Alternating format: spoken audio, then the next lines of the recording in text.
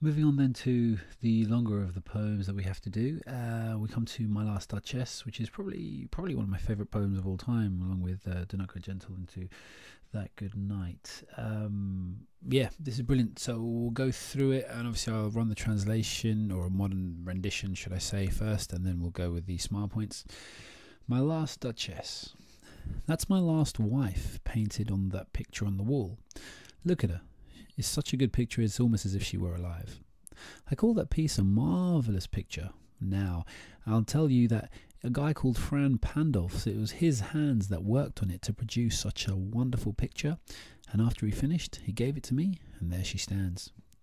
Come, my friend, sit, have a look at her. I said it's Fra Pandolf's actual drawing because everyone who's ever sat here and looked like you at this picture's beauty and stared at the depth and passion and glory in her wonderful smile, when I pull back the picture for them, because no one gets to see this picture unless I actually pull back the curtain as I've just done, and anyone like you who thinks that would sit and ask me, if they dared to, how come such a beautiful smile was there? I tell you, sir, you're not the first person to turn and ask me. But would you believe it was not only being with me that made her happy, that called on that dimple of joy onto my wife's cheek? It could have been anything. So, for example, in that picture there, maybe the artist, Frau Pandolf, maybe he said, your cloak is going a little too far over your wrist, and that made her blush.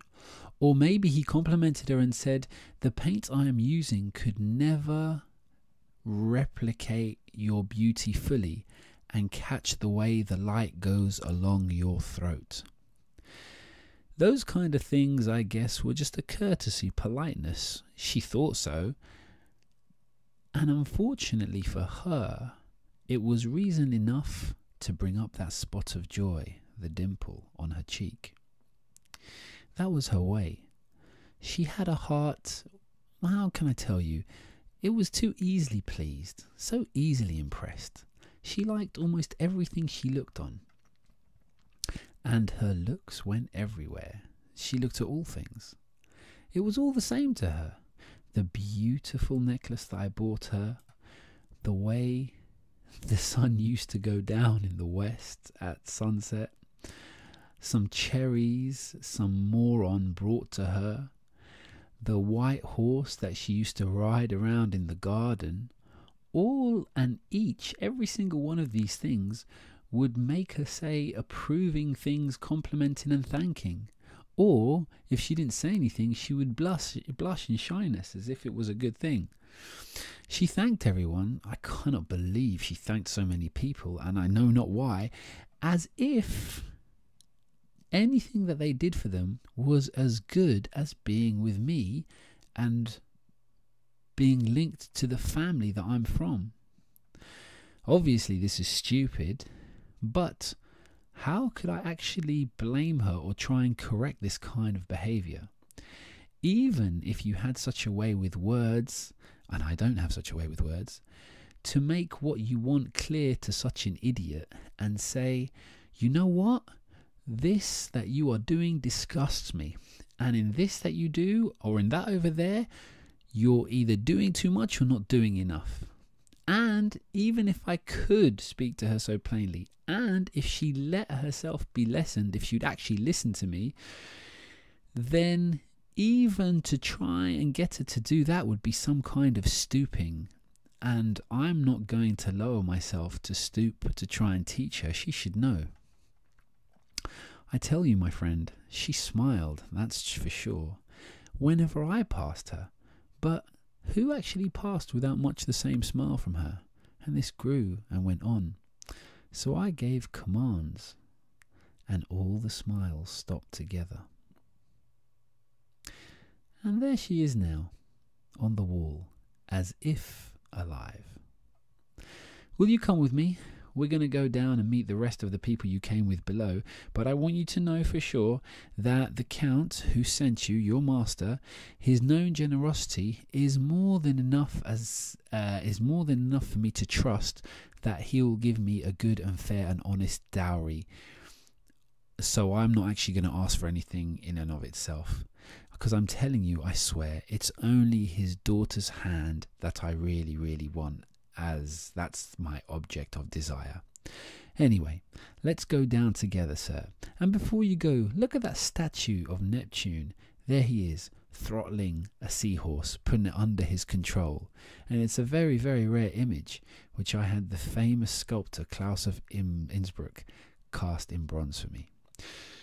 Okay, long poem. It took a while to get through, but well worth it, because it's probably one of the most challenging in the whole anthology, and also it's the most interesting because it lets us know a lot about the psychology of men. So first of all, in the structure, well, it's one long rant. This guy doesn't realize it, he's actually confessing, so obviously it's down there like he's used to hearing the sound of his own voice, he's used to having power, he's used to getting what he wants, so it's one long stanza just to get that across. The rhyme all the way through, it kind of shows that he's arrogant, you know, he knows how to use words, even though at one point he says here, I do not know how to use words, I do not have that skill in speech, but all the way through he's actually made it rhyme and made it very fancy, and you know, he knows what he's saying, and he's probably even quite happy at the fact that he's given himself away. He probably does know, but he's kind of being cheeky with it. He's direct in a lot of the speech, giving himself away. Obviously, he actually starts talking about himself quite a lot. You know, the word I is repeated often, and obviously so we know that this is actually a dramatic monologue all coming from him. It starts and ends with references to himself. Obviously he says, that's my there, and he goes, which Klaus of Innsbruck struck for me. So obviously by starting and ending the only speech that we hear from this guy, we know he actually thinks of himself as very important. So that's an important structural point. And also an interesting structural point is that other people do say things here, but it comes from him. So basically when people mention when he actually mentions the artist's name, and what the artist might have said, and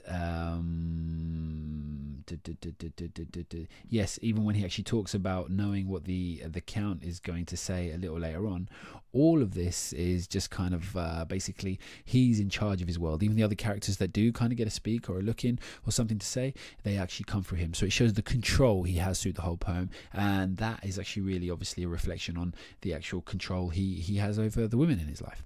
So one of the themes that one of the meanings that we actually get from this poem, first of all, is obviously arrogance. So he hates the fact that she's happy or made happy by anything else, and so basically he thinks the best thing that could actually happen to her is being with him and having his 900-year-old name, which is basically like he was someone important in this time. Maybe he was a duke in this area, so the poem is set in Italy, and obviously he's got a really grand old name, you know, like the name of Windsor would be now, and basically he thinks that she should kind of worship him and only be interested in him because of it.